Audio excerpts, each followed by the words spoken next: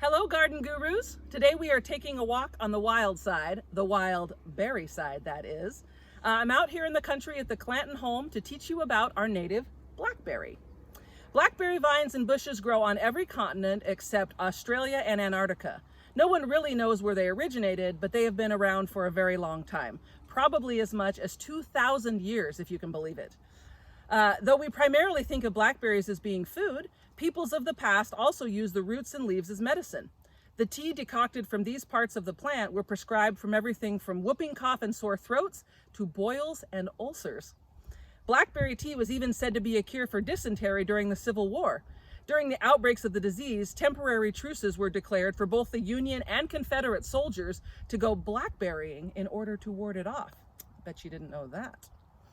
Additionally, Native Americans use blackberry canes and vines to make twine, and they also use the berries to create a purple dye. So you probably experienced that if you've ever squished one and then touched your clothes. They make a very, very intense purple dye. The type of blackberry bushes you see all around me today are called the Himalayan blackberry.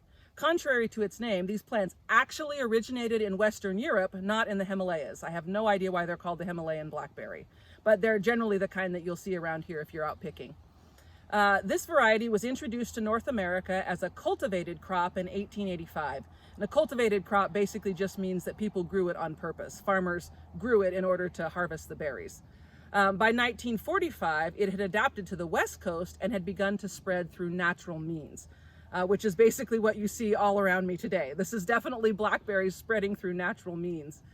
It thrives in areas that get over 29 inches of rain per year. Sounds familiar. And individual blackberry canes can reach over 10 feet. And that's just one single cane, one long vine of the blackberry. And when you see them piled up 30 feet high, that's because canes have stacked on top of canes. And around here, they can really turn into blackberry mountains if you let them go.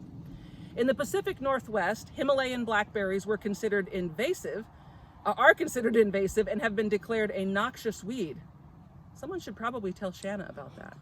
Actually, don't. If you tell her, I won't have any place to pick my berries. I have a funny story about my father-in-law. When he first moved here from Kentucky, I made something with blackberries in it, and he really liked it. And he said, Heather, where do I go to get some blackberry plants that I can plant in my garden? And I just laughed. And I said, Dad, here's what you do. Just take 1 square foot of ground anywhere on your property and leave it alone for 3 months. And I promise you that when you come back, a blackberry vine will have grown there and you will be a blackberry farmer. Imagine some of you can relate to that. Despite being a nuisance plant, researchers have frequently confirmed that berries contain antioxidants, which help fight cancer-causing free radicals. A study at the University of Ohio even found that blackberries are the most potent cancer-fighting berries of all by nearly 40%. So blackberries are terrific for you. Great healthy berry. Okay, let's talk about picking.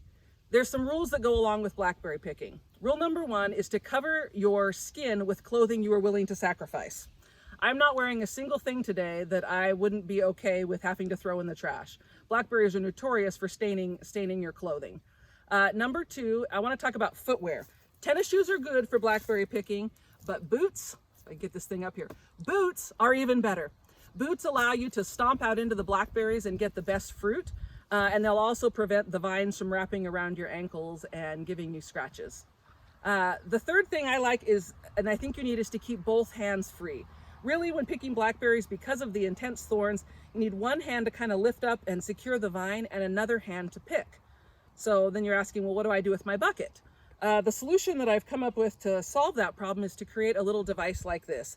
I've just taken a red Solo cup and I've punched with a hole punch a couple of holes in the side, tied some twine through, and what I'll do is I'll pick up the vine, pull the berry off, and put it into my cup. And that way my hands are kept completely free during the picking process. Additionally, it allows my berries not to get too mushed and stacked on top of each other. So when the cup fills up, I just dump it into the bucket that I've got somewhere sitting in the shade around me. So regarding the berry itself, if a berry is red or purple, it is not ripe yet. You probably know that basic rule. A ripe blackberry will pull free from the plant with a slight tug, and the skin of a fully ripe berry is dull black, not shiny.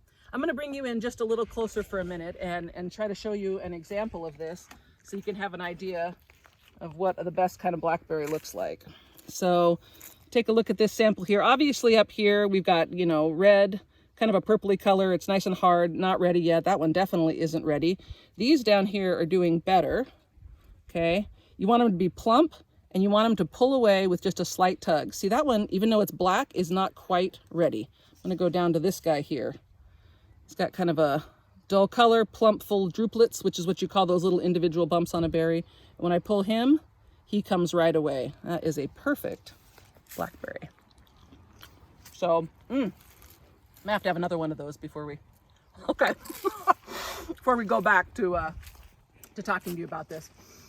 All right, so a couple of other things you should know about blackberry picking. You don't want to overfill your containers or try to pack the berries down. They're very easily damaged. And avoid placing your picked berries in the sunlight. It's actually better to put them in the shade of a tree or a shed than in the car, on the trunk, or in the seat, anything like that. Cool them as soon as possible after picking.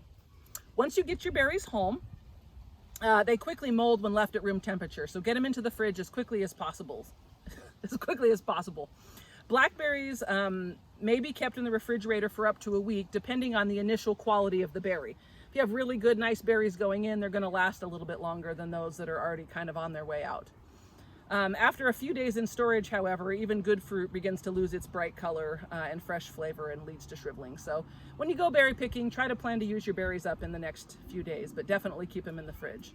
You don't want to wash these berries until you're ready to use them or freeze them. Washing makes them more prone to spoiling, and especially if they're very ripe, they start to fall apart. What I like to do is to dump my bucket, or half of my bucket, out onto like a big cookie sheet and shake the berries out, and then kind of go through and just pick them. It makes it easy for you to see them. Throw out any that are spoiled or that are breaking apart, any that look like they have pest damage or anything on them. And then if you're going to freeze the berries, it's good just to take the whole berries like that and set the whole tray in the freezer.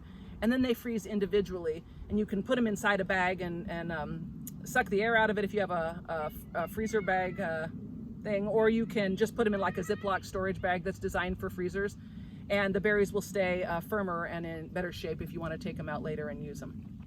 All right, I need to get some of these blackberries that I've been picking inside the house so I can get them into the fridge and be ready to teach you how to make blackberry breakfast cake.